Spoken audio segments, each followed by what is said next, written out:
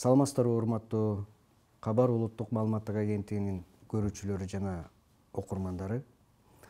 Эсиңиздерде болсо, жылдын башында президентибиз Садыр Жапаров сот түзүмүнүн ишмердүүлүгүнө эл ишенимин кайтаруу жана анын ишмердүүлүгүн жакшыртуу бул мамлекеттик куруунун маанилүү бөлүгү экенин баса белгилеп, реформага муктаж экендигин айткан болчу.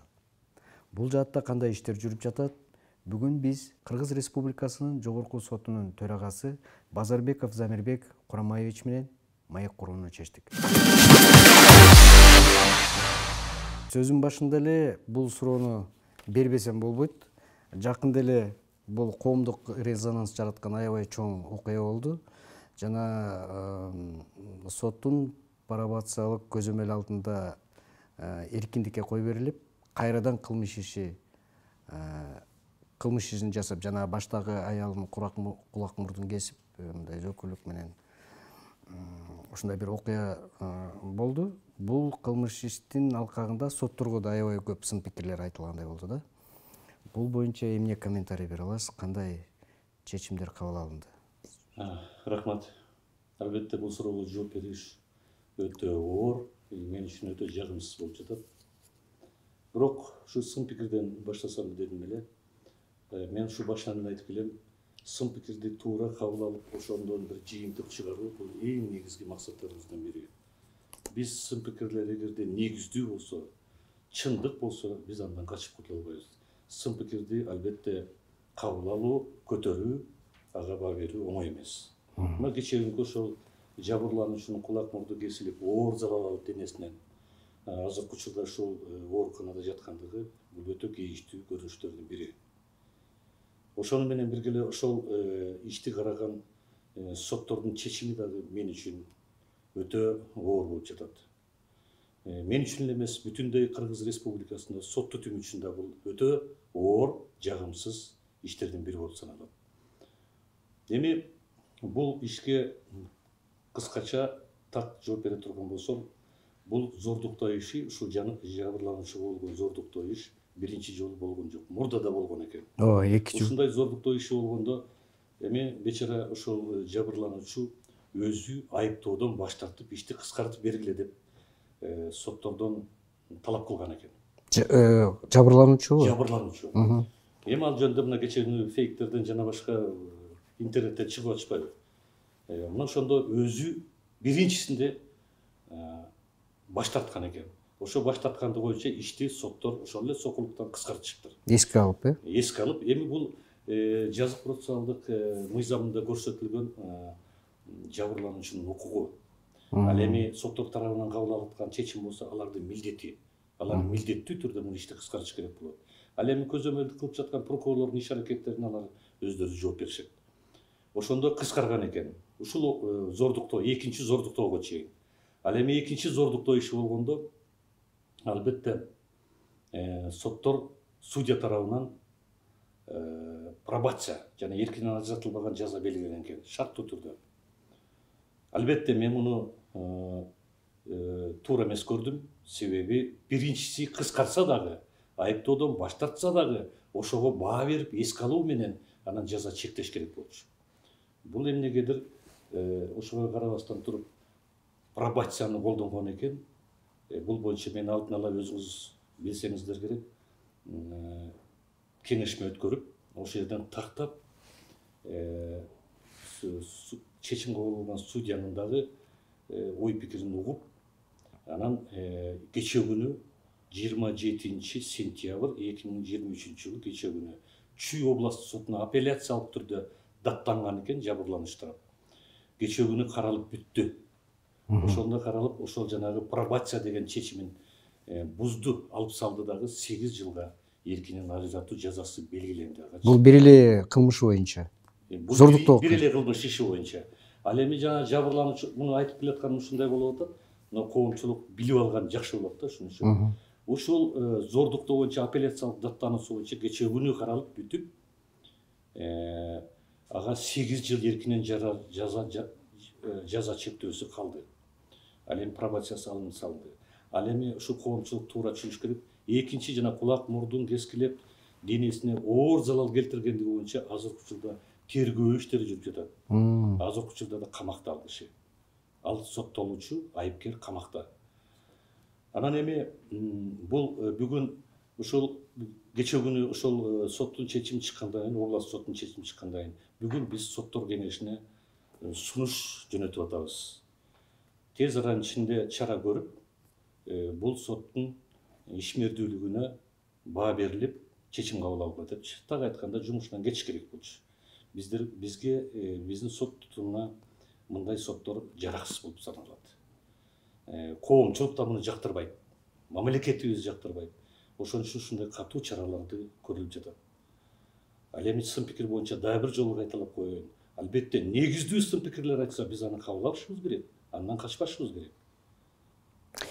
Мисал үчүн бул эле жумуш эмес, азыркы айтып аткан мисалдын тегерегинде дейин десек, башка да жумуштар бар. Ошол кандайдыр бир сот чечиминде соттордун жаңылыштыгы бул жанагы кесипкөйлүктүн жетишпегендиги же эмне себептен деп ойлойсуздар? Бул жөнүндө талдап көрдүңүздөрбү? Бул боюнча мен ачык айтып коеюн. Бул өтө негиздүү суроолордун бири болуп саналат. Бул жерде соттордун да күнөөсү бар, бирок мен ачык айтып коюшум керек, мыйзамдын да күнөөсү бар. Себеби ошол мыйзам жазык кодексинде ушинтип кылмыш кылган, зордуктоо кылмыш кылган иштер боюнча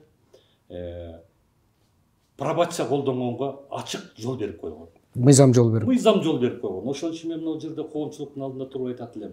Биздин парламентте муну эске алыш керек. Парламентте эске алып туруп, ошол ушундай иштер болуп атса, жаштарга, жаш балдарга, аялдарга карата болуп аткан, же болбосо жана башка кылмыш иштер бар. Ушундайларга нааразычылык элден туулуп пайда болуп аткандан кийин мыйзамды өзгөртүш керек. Туура бизге кече жакында мыйзам тарабынан мыйзам кабыл алынып, ал боюнча бизге жанагы демилге берилген. Мыйзамдарга өзгөртүү толуктоо киргизилген сотторго. Бирок да бир нерсени ачык айтып коюшум керек. Муну юристтер абдан жакшы билишет, карапайым элдер да түшүнүп коюш керек. Бирок сотторго оордотуучу жагдай менен мыйзам кабыл алып бергиле деп биз айта албайбыз. Биз тескерисинче жеңилдетүүчү жагын эске алабыз. Ошон үчүн кумандуулук жагын, туура айтасыз, кумандуулук жагы. Ошон үчүн муну мамлекеттик айыптоочу жана прокурор деп атпайлыкпы, көзөмөлдүк жүргүзүп аткан. Мына ушулар сураныш керек. Мына пробация деген алып салалы ушул зордуктоо боюнча болбосун, колдонулбасын. Же болбосо парламентине кыйкырып атышпайбы, айтып атышпайбы? Аларды эске алыш керек дагы. Алар мыйзам чыгаруу бийлиги да. Мына биринчи эске алып, коомдун нааразычылыгын эске алып туруп, ушул тез аранын ичинде өзгөртүш керек. Пробация колдонулбайт, зордуктоо иштерине, зомбулук иштерине колдонулбайт деп ошентип мыйзам кабыл алып бериш керек. А биз соттор болсо ошо мыйзамдын чегинде иштешибиз керек. Анан жанагынтип пробацияны ачык коюп берип койсо, колдонсоңор болот деп койсо, сотторго кудай берип атат да. Биз ошонун баардыгын тең эске алып туруп, бирок ошондо дагы соттор юридикалык жактан баардык жагдайларга баа берип, анан оордотуучу, жеңилдетүүчү жагдайларына баа берип туруп, анан чечим кабыл алыш керек болчу. Демек бул мыйзамдын мүчүлүштүктөрү деп. Албетте мыйзамдын. Судьялар, соттор булар ошол мыйзамдын чегинде гана. Мыйзамдын чегинде иш алып барышат, ачык болуп калат, анан жанагындай ыплас иштерге барышат. Мүмкүнчүлүк түзүлөт турбайбы? Мүмкүнчүлүк түзүлүп калат. Кечээ мамлекеттик коопсуздук кызматынын маалымат бөлүмү бир маалымат таратты.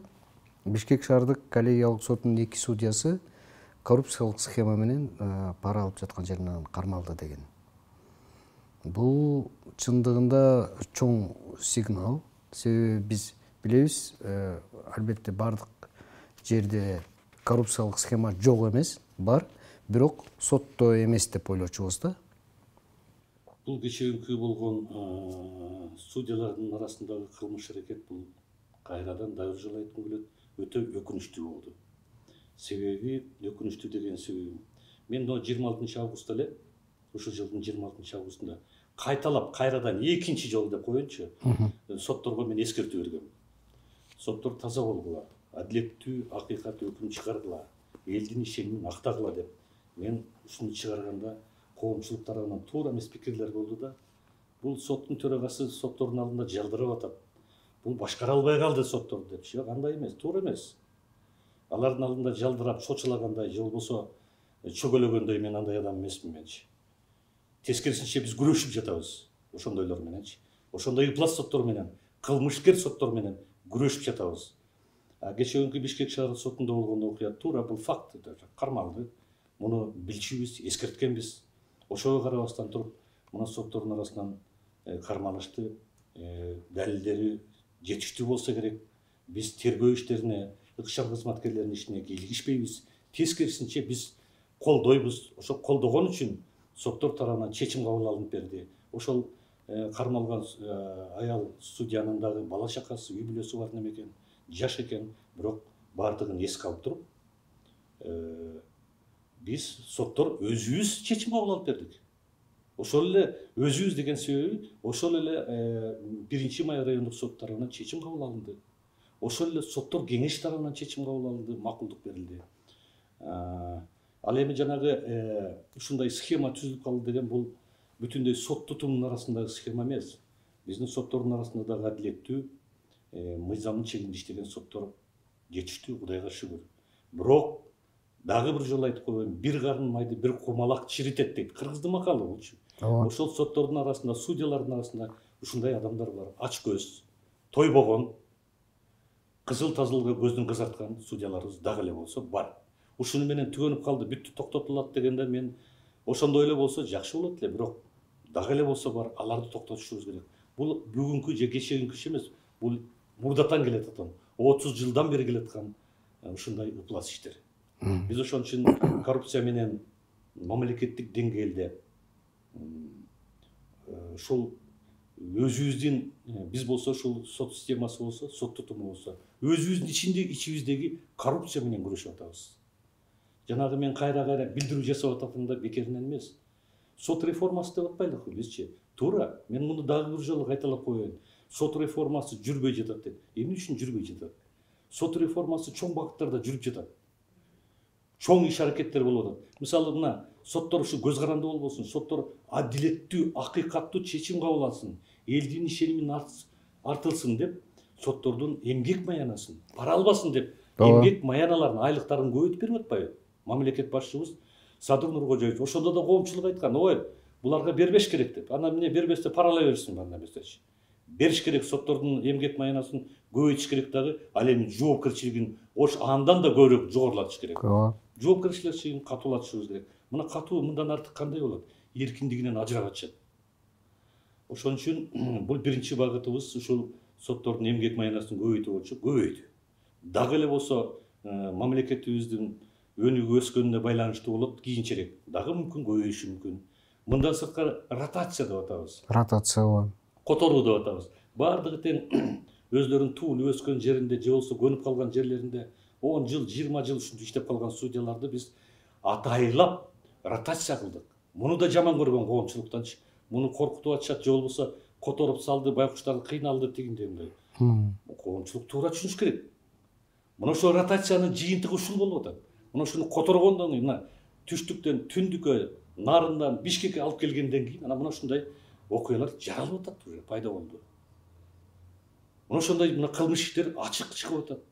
Бул жалаң эле ушул зордукта, ушул Бишкек шаарында болду дейсизби? Нет? Жок, кече жакында мына Ак сууда болду. Ооба, жерлерде болуп келе атат. Мына ушулардын баардыгы тең ротациянын жыйынтыгы болуп атат. Ал эми ушул ротация же эмгек маянасын көбөйтүп коюлган сот реформасы жүрүп калчу эле. Жок, жүрбөйт да.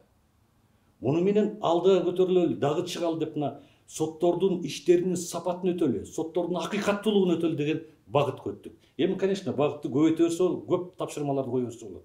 Бирок ушуну үчүнчү биздин сот реформасынын багыты ушул болчу. Эч убакта кечиримдүү болбойт да аларчы. Эгер ушундай кылмыш иштерге барып атса судьялар, анан кайсы кылмышкерлерге адилеттүү, акыйкаттуу өкүм чыгарышат, чечим кабыл алышат. Сот адилеттүү. Эч убакта андай болбойт. Туура. Ошон үчүн биз ушундай кадамдарга барып атабыз. Коомчулук туура түшүнсүн. Мен бул жерде өзүмдү өзүм мактап, жактагым келбейт. Биз тескерисинче күрөшүп жатабыз. Өзүбүздүн ишибиздеги судьялар менен жана башкалар менен күрөшүп жатабыз, коррупция менен күрөшүп жатабыз. 30 жылдан бери сот системасы коррупцияга батып калышы мүмкүн. Себеби бул жерде жабырлануучу тараптан же мындай кызыктыруучу ошо акча, сунушталат сөзсүз бул ар кандай жагдайда. Анан мен дагы бир сөзүңүзгө кошулам, баардык соттор эле бул коррупциялык схемага батып калган дегенден алысмын. Бирок сөзүңүздүн башында айттыңыз, бизде мыйзам кээде көпчүлүк мезгилде мыйзамдар жол берет жана сот адилеттүүлүгүн так акыйкат орнотууга. Соттор жана бир аз жана орусча айтканда недобросовестный судьялар ошону колдонуп анан ушундай жагымсыз иштер жасалып атат деп. Менимче реформаны ушундан башташ керек го дейм. Мыйзамдарды тактоо жана өзгөртүүлөрдү киргизүүдөн. Албетте. Мен Бул негизги курал да судьялар үчүн. албетте мыйзамдын чегинде иштешибиз керек. Мыйзамсыз биз кайсы эмненин чегинде иштей алабыз? Только ушу мыйзамдын гана чегинде иштешибиз керек. Ошон үчүн мына мыйзамдарга өзгөртүү, толуктоо киргизүү жөнүндө биринчилерден болуп, ушул мен жогорку соттун төрагасы катары өзүмдүн кесиптештерим менен бирдиктеп талкууга алып, ушул эле жазык процессуалдык кодексине, жазык кодексине, граждандык кодекстерге, административдик процессуалдык кодексине ошо мыйзамдардын баардыгына тең өзгөртүү, толуктоо киргизиш керек деп биз ушул жогорку кеңештин комитетине, жогорку кеңештин карабагына бергенбиз. Биринчилерден болуп. Анан ушуну бергенде ар кандай талаш тартыш маселелер болуп калды, бул жөнүндө билишет. Укук органдары да билишет, ошол эле көзөмөлдүк кылып аткан прокуратура органдары да билишет. Ошол боюнча кичине талаш тартыш маселе болуп, мен комитеттен кайра алдым эле ошолордун өтүнүчү менен. Ой, биз муну талкууга алалы, чындыгында талкууга алынган болчу, дагы бир жолу бир жумушчу топ түзүп туруп, кайра да бир сызга карап чыгалы дегенден мен да ошондо бир топ капа болуп туруп макул болгом. Азыркы учурда ушул мыйзамдарга, мына жана эле айтып кеткен мыйзамдарга өзгөртүү, толуктоо киргизүү боюнча президентибиздин администрациясында талкууга алынып, даярдалып да бүтүп, кайрадан ушу сотторго жана башка органдарга, бүтүндөй мамлекеттик органдарга берилди. Аны талкууга алып атышат. Биз да талкууга алдык. Процесс жүрүп аткан турбайбы? Жүрүп атат да. Туура айтасыз, сот реформасы түздөн түз мыйзамдарга байланыштуу болот. Анан ошон үчүн биз дагы күтүп калдык уже сот реформасынчы. Күтүү эмес, ошону дагы алдыга жылдыралы деп атабыз. Азырда иштеп атабыз. Сот реформасын алдыга жылдырыш үчүн ушу мыйзамдар кабыл алынса, бизде пленум деген бар да. Мына ушул пленумду да алдыга жылдырышыбыз керек. Пленумду да жаңыртышыбыз керек. Биз пленум дегенибиз ушул тажрыйбаларды, соттордун иштерин бүт карап туруп, анан ошол боюнча практикалык жактан колдонгула деп биз өзүбүздүн чечимдерди кабыл алып беребиз. Кыргыз Республикасынын жогорку сотунун пленуму. Бирок мыйзамыбыз кабыл алынбай атса, мыйзамыбызга өзгөртүү, толуктоо киргизбей атса, кайдагы пленум? Биз ошон үчүн токтоп турабыз. Муну коомчулук билип койсун мундагычы. Жалтаңдай турган эчтеке жок. Мен эч убакта жалтаңдаган эмесмин. Мен ачык айтып коеюн. Ошон үчүн сот реформасын алдыга жүрүш үчүн сиз туура айттыңыз, мыйзам керек. Анан сот реформасын алдыга жылдырыш үчүн дагы бир жолу кайталайын. Себеби мурда дагы интервьюларымда айтып жүрөм. Сот реформасын жалаң эле соттун төрагасы же болбосо сот системасы жүргүзбөйт. Бул мамлекеттик деңгээлде бүтүндөй мамлекеттик органдар, ошол эле коомчулук колдош керек болот. Ошон үчүн мен жана айтып атканым ошол. Эгерде коомчулук тарабынан айтылган сын пикирлер негиздүү болсо, биз ал бизге керек. Кабыл алабыз. Сөзсүз кабыл алабыз. Ошон үчүн мен келгенде эле бир айдан кийин, 2 айдан кийин мониторинговый группа деп түзгөнбүз дагы. Ошого жанагы граждандык сообщество, эми кыргызчасы кандай болуп калат? Граждандык сообщество жана бизнес обществолордун чакырып, мени өзүмдүн ушул жогорку соттун чоң залында чогултуп келип, жанагы эле айтып аткан укмуштай кыйкырып жүргөн МПО дейбиз, жана мамлекеттик эмес жарандык активисттер. Аябай кыйын деп кыйкырып атышпайбы? Ушулардын баардыгын чакырып келдим менчи. Биринчи ошол граждандык сообществода баардыгын чакырып, алар угуп атышат бу жердечи. Баардыгын чакырып келип туруп, анан айттым мен ошол жердечи. Мен сиздер менен ушу кеңешейин деп атам. Ушуну айтып бергилечи, силер фактыга, чындыкка таяндып туруп, анан сын пикирлериңерди айткыла бизге. Сунуштарыңарды айткыла.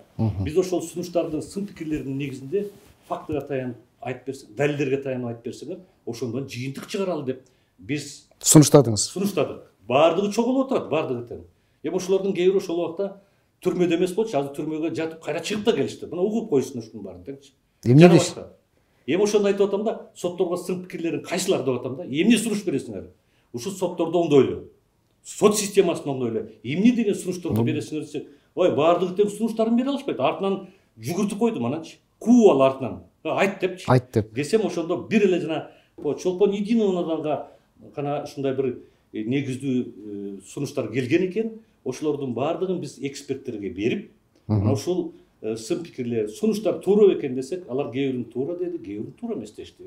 Мына ошол сын пикирлерди мен азыркы учурда сотторго бердим. Эми булардын баарын аралаштырып койсок, кайым айтышып отура бермек да. Эми берип атам, мындай сунуштар, сын пикирлер айтып атат. Эмне деген экен ушул десем, биздин соттор да туура айтышты, туура деди булчу.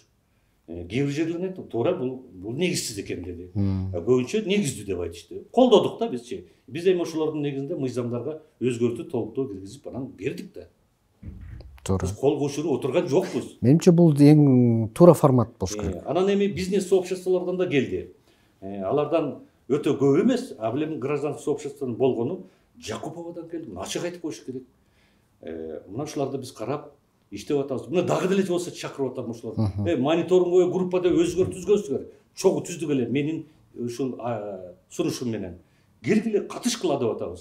Сунушуңарды бергиле деп, Албетте. Сот түзүмүнүн ишмердүүлүгүндө бул соттун көз карандысыздыгы, сотко басым жасоо мүмкүн эместиги. Бул жаатта айрыкча могу саясий өңүттө иштер каралганда көбүрөөк коомчулуктан сын пикирлер айтылып баштайт. Сөз эмне жөнүндө болуп атканын жакшы билет болушуңуз керек. Могу Кемпир абад боюнча же болбосо жана Мадумаров боюнча кандайдыр бир сот иштери каралса, коомчулук сөзсүз бул кандайдыр бир жеке адамдардын чечими менен сот чечим чыгарат деген ушундай бир ой бар да. Бул боюнча негизги эле соттордун көз карандысыздыгы жөнүндө эмне айта аласыз? Толугу менен соттор көз карандысыз болуп калды дегенден алысмын, бирок мурункуга караганда азыркы, мына эми кошоматчылык эмес булчу. Азыркы бийлик тушунда көз карандысызга жетип атабыз кандайдыр бир деңгээлде. Албетте биздин мамлекет башчыбыз да айтып атат. Ай, көзүн карабагыла, тигинин мунун көзүн карабагыла депчи. Ошондой кысым көрсөтүү азыр ачык эле айтып коеюн, кошоматчылык эмес. Биздин мамлекет башчыбыз тарабынан бизге кысым көрсөтүлгөн жок. Ал эми башка органдар тарабынан аны кысым дегенде болбой калат. Ушул иштер боюнча жардам берсеңер деп кайрылган убактар болот бизгечи. Бирок биз ага укпай жатабыз. Баягыдай болгон жок азырчы, угулбайт. Анан эми кысым десе ушул мамлекет башчыларынан, мамлекеттик органдар тарабынан эле кысым көрсөтүлөт деген да туура эмес. Кысым кээде ошол коомчулук дейбизби, же болбосо азыраак топ элдин тарабынан да кысым көрсөтүлөт. Туура, коомчулук тарабынан. Жоготобуз. Бул кантип болсун эми? Ошон үчүн мен айтат элем, ошол азыраак топ адамдар тарабынан да кысым көрсөтүлүп атат. Коркутуу, үркүтүү болуп атат. Ачык эле айтып атышпайбы? Өлтүрөбүз, жоготобуз. Каргап шилегендер болуп атат. Бул эмне кысым эмеспи? Кысым бул дагычы. Мына ошо батыш мамлекеттерин айтып атат. Ошол мамлекеттик эмес уюмдар көрсүнчү барып тиги Америкага же болбосо тиги дагы бир батыш мамлекетине барып туруп соттун алдына барып кыйкырсынчы. Алып барып камап салат алардычы. Соттордун алдына барып кыйкырып көрсүн. Мына кечеүнкү Кемпир абад боюнча иштер боюнча менин маалымат бар. Коомчулукка да айтып коеюн. Аяр ышкырып, тепкилеп, сөгүнүп ким уруксат берген? Туура, алар айыпкерлер. Азырынча биз алардын иштерин карап атабыз. Ошолорго баа берели деп атабыз. Эмне деген далилдер экен деп. Анан ошону билип көрүп туруп анан кыйкырып өкүргөндө алар ким эле? Демек, бул басым деп. Мыйзамды өздөрү бузуп атышат да, кысым көрсөтүп атышат. Ошон үчүн баардыгын тең сот залынан чыгарып, мына азыр сот ишти карап атат. Бул дагы мыйзам тарабынан берилген талап. Туура. Анан эми ошонун туура эмес түшүнүшөт элдерчи. Ой, ким соттун алдына барат? Сот Кыргыз Республикасынын атынан өкүм чечим кабыл алат. Азыр кээ бир жанагы адвокатмын, мен юристмин, же болбосо мен башка адаммын дегендер башкача түшүнүп аткан болуш керек. Мен аларды абдан жакшы билем. Абдан жакшы билем. Мыйзамды бузуп аткан ошолор болуп атат кээ бирler. Ошон үчүн сотко барганда эми мыйзамдын талаптарын сактап, тынч отуруш керек. Сөгүнүп, же болбосо сөгүнбөсө кыйкырып, өкүрүп, тепкилеп, ызы-чуу кылган ким аларга уруксат берди эле? Сот процессине тоскоол болбош керек. Тоскоол болбош керек да. А соттор болсо ошонун баарын алат да Кыргыз Республикасынын атынан өкүм чечим кабыл алышат. Анан бирок ошол алынган өкүмдүн мыйзамдуулугу андан кийинки этаптарда каралат. Анан эми бул коомчулук дагы, эл дагы, ошол эле мамлекеттик эмес уюмдар дагы эстерине келиш керек. Соттордун чечимин дагы сыйлаганды, урматтаганды, баа бергенди үйрөнүш керек. А то бизде карапайым адамдар тарабынан кээде эми алар да түшүнсө болот. Юридикалык жактан билими алсыз. Анан биздин адвокаттардын баары эле илимдүү, тажрыйбалуу дейсиз. Жок.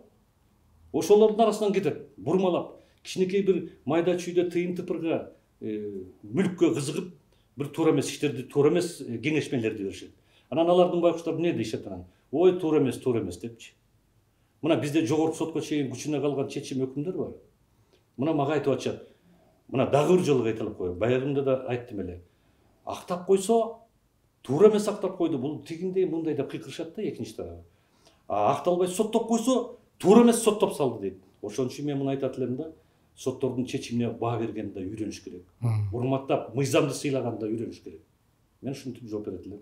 Азыр айтып атасыз, мына 30 жылда көп эле нерсе туура эмес болгонун биз байкап атабыз. Бир эле сот түзүмүндө эмес, өлкө түзүмүндө.